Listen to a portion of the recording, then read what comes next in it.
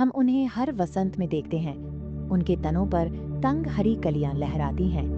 उन मूक हरे गोले के अंदर एक छोटा जैविक निर्माण दल एक बड़े पैमाने पर घटना की तैयारी के लिए 24 घंटे काम कर रहा है। फूल के आधार को देखते हुए हम इन सख्त पत्ती जैसी संरचनाओं को पाते हैं जिन्हें बाह्यदल कहा जाता है।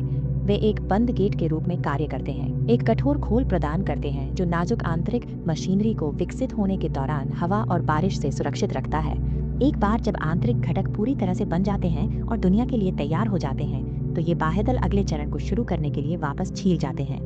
तभी हम पंखुड़ियों को देखते हैं। ये कारखाने के आकर्षक स्टोरफ्रंट के रूप में कार्य करते हैं। नियन संकेतों जैसे गुजरने वाले कीड़ों को चिन्हित करने के लिए चमकीले रंगों का उपयोग करते हैं। यह बाहरी परत फूल को सुरक्षा के लिए एक सुरक्षित बंकर प्रदान करती है और विज्ञापन के लिए एक बिलबोर्ड सभी अंदर होने वाले महत्वपूर्ण कार्यों पर केंद्रित थे।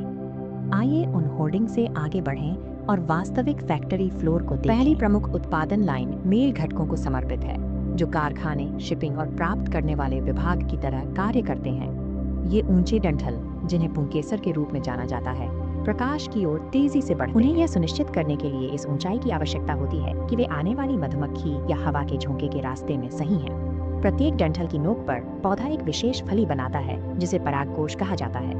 यह परागकोश विनिर्माण केंद्र के रूप में कार्य करता है, जहां पौधा पराग कणों की आपूर्ति का उत्पादन करता है। ये दाने शिफ्ट शुरू होने तक फली के अंदर सुरक्षित रूप से बंद रहते हैं, सही समय के दूर ले जाने की प्रतीक्षा करते हैं। यह पूरी असेंबली लाइन उन आनुवंशिक संदेशवाहकों के निर्माण, ऊंचाई और भंडारण के लिए डिजाइन की गई है जिन्हें पौधे को भेजने की आवश्यकता होती है। यदि हम उन पराग डंठल को पार करके फूल के बिल्कुल केंद्र में चले जाते हैं, तो हमें साइट का सबसे संरक्षित क्षेत्र मिलता है।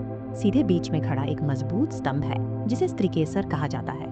उस स्तंभ का आधार एक मोटी दीवार वाली तिजोरी में चौड़ा हो जाता है जिसे अंडाशय कहा जाता है। यह संरचना दबाव झेलने और अंदर की सामग्री को बाहरी दुनिया से पूरी तरह से अलग रखने के लिए बनाई गई है। उस तिजोरी के अंदर गहराई में बीजांड बैठता है। यह एक अनिषेचित अंडा है जो कारखाने का सबसे मूल्यवान हिस्सा है, क्योंकि इसमें बीज के रूप में विकसित होने की क्षमता है। पराग निर्माताओं और अंडे की तिजोरी को एक साथ इतने करीब बनाने से जोखिम पैदा होता है। यदि पौधा अपने स्वयं के पराग का उपयोग करता है, तो यह नए प्राप्त करने के बजाय अपने स्वयं के आंतरिक ब्लूप्रिंट को पुनर्चक्रित कर रहा है।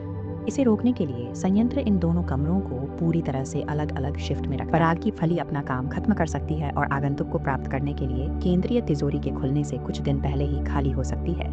यह सख्त शेड्यूलिंग सुनिश्चित करती है कि पौधे को एक अलग पड़ोसी से पराग प्राप्त हो, जो अधिक लचीली और स्वस्थ नई पीढ़ी बनाने के लिए आवश्यक ताज़ा जैविक निर्देश प्रदान करता है। अब हम पूरी फैक्ट्री को चरम क्षमता पर देखते हैं। हर हिस्सा सुरक्षात्मक बाह्यदल, चमकदार पंखुड़ियां, पराग डंठल और केंद्रीय तिजोरी, अंत में जगह। पराग कोश तैयार पराग के साथ मोटे और भारी होते हैं और अंडाशय के भीतर गहरे बीजांड पूर्ण परिपक्वता तक पहुंच गए हैं। इस स्तर पर संयंत्र का काम किया जाता है। यह निलंबित एनिमेशन की स्थिति में प्रवेश करता है, जो आगे आने वाले समय के लिए पूरी तरह से तैयार है। मंच तैयार है और आपूर्ति तैयार है। अब स्विच को ट्रिप करने और एक नए बीज का चमत्कार शुरू करने के लिए अब बस एक ही हवा या भटकती हुई मधुमक्खी की आवश्यकता होती है।